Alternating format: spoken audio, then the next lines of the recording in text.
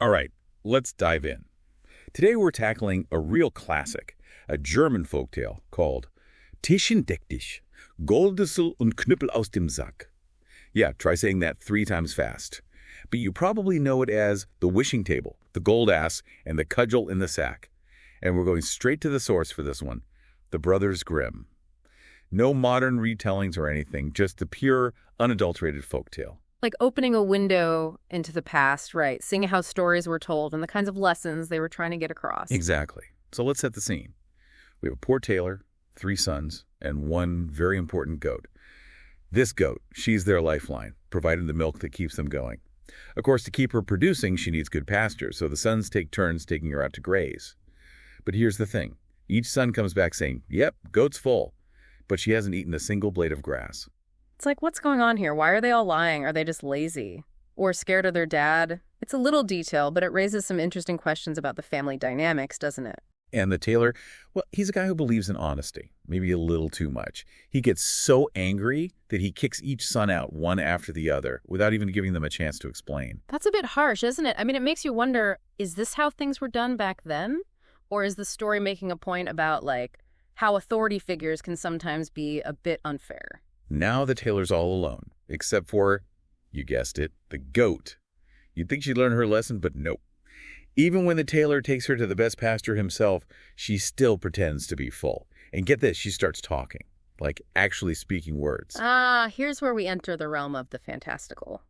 This goat, she's a classic trickster figure. Like, think Loki or even Bugs Bunny, characters who use their wit and deception to kind of shake things up.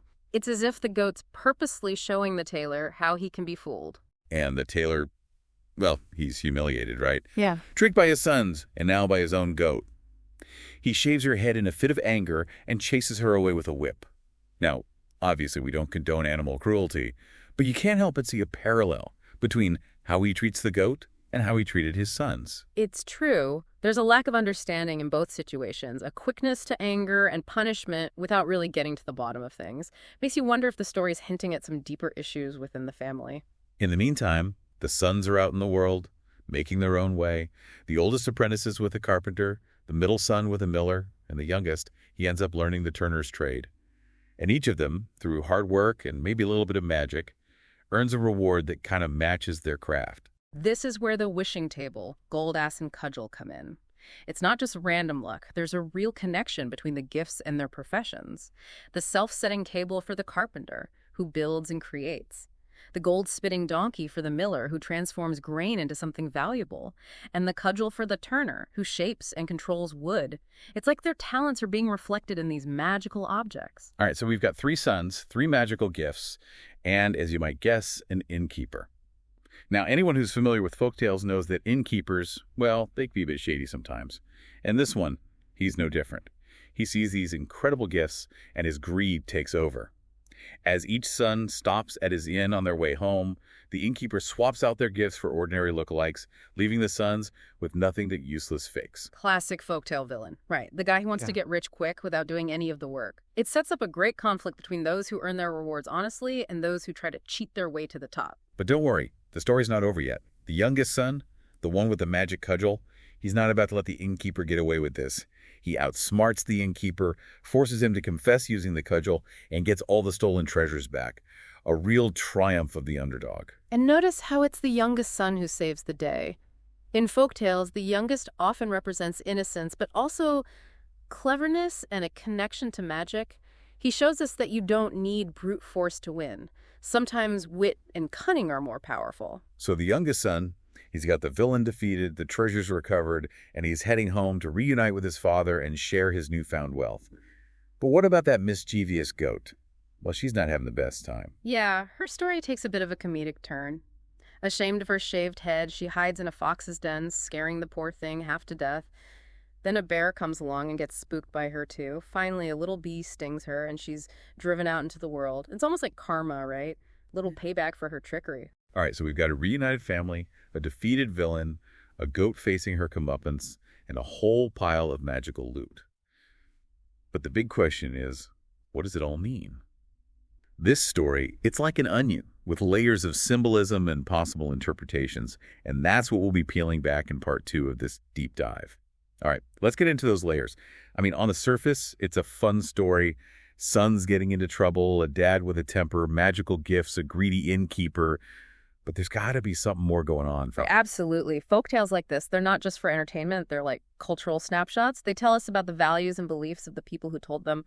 And this one, the wishing table, it's packed with symbolism. Like that number 3 that keeps popping up. 3 sons, 3 gifts. Even the innkeeper tries to steal the gifts 3 times. It's like a pattern, almost musical.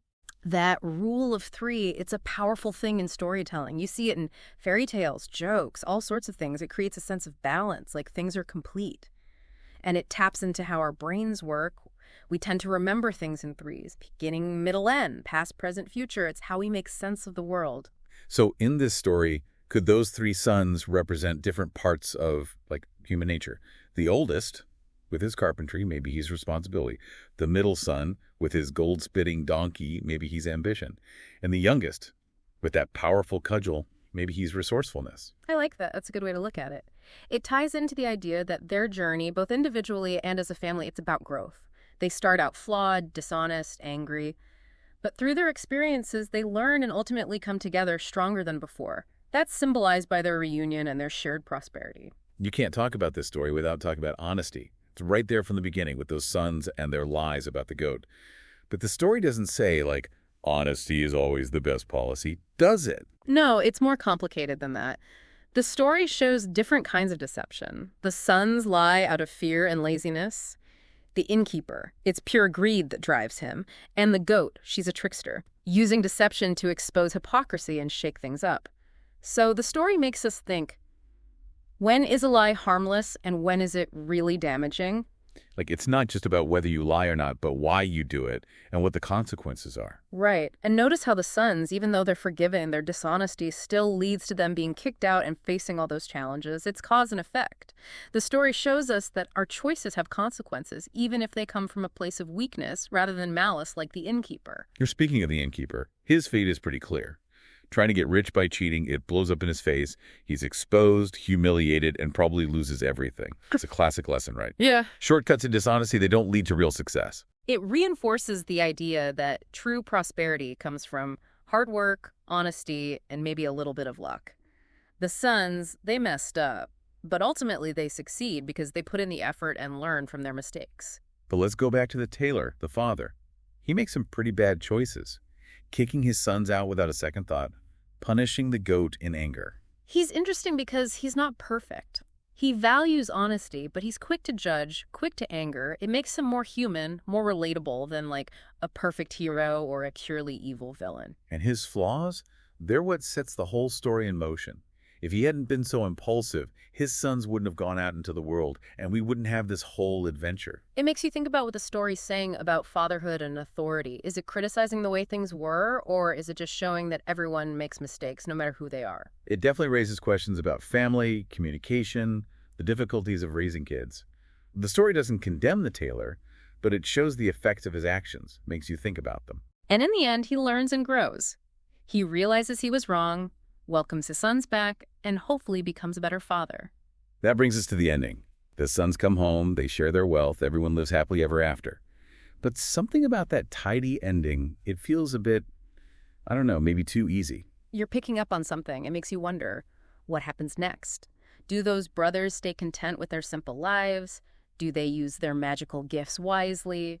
Does the family really break free from those patterns of dishonesty and anger that caused so much trouble? Like the story's leaving those questions for us to think about. Maybe it's saying that real change is not a one-time thing, it's a journey.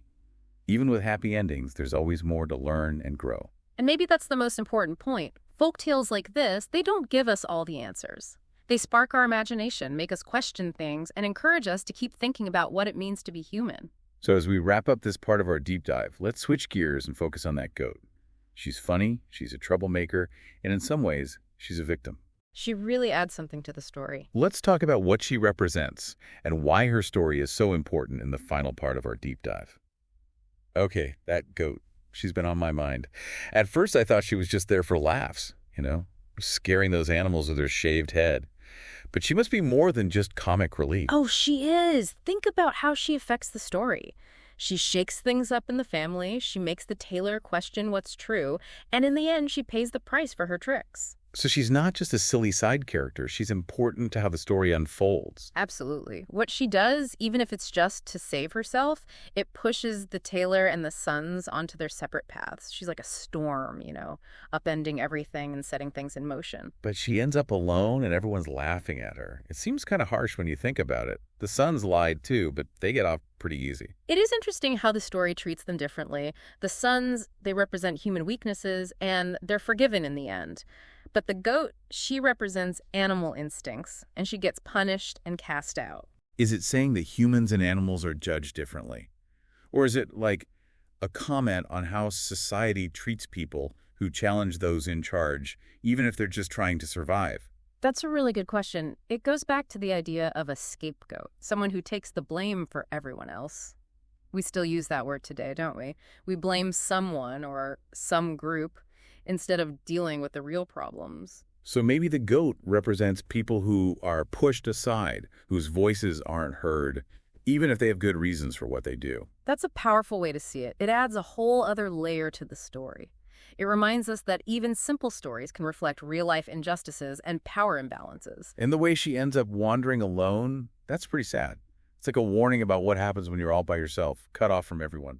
It also shows that actions have consequences, even if you don't mean for them to. Her lying, even though it seemed harmless at first, it starts this chain reaction that leads to her downfall. It reminds us that we're all connected, and the choices we make affect more than just ourselves. So we've covered a lot. Honesty, families, greed, forgiveness, even scapegoats. Anything else we can take away from this story? Well, I think there's a theme of hope and resilience running through it. Despite everything, the sons become successful and find their way back to their father. The tailor learns from his mistakes and hopefully becomes a better dad. Even the goat, she's alone, but she survives. She figures out how to live in a difficult world. So it's not just a warning. It's also a story about overcoming tough times and finding redemption. Right. It's a reminder that even when there's deceit, greed, and bad decisions, there's still room for growth, forgiveness, and a better future. That's a message that people have found meaningful for centuries all over the world. It's incredible how much there is to discover in these folk tales. They're like little packages of human experience, full of lessons about who we are, how we treat each other, and the choices we make. And what's great about folktales is that they can mean different things to different people. There's no one right answer. Each person who hears the story brings their own experiences and finds something different to connect with. So as we wrap up this deep dive into the wishing table, the gold ass, and the cudgel in the sack, I want to leave you with this. What part of the story spoke to you the most? What lessons or insights will you take away from it? And maybe, most importantly, what other stories are waiting out there for you? Folktales from all over the world, they're like a treasure trove of human stories, just waiting to be discovered and understood. Well said. Thanks for joining us on this deep dive. We'll be back soon with another captivating tale and a fresh perspective. Until then, keep exploring, keep asking questions, and let your imaginations run wild.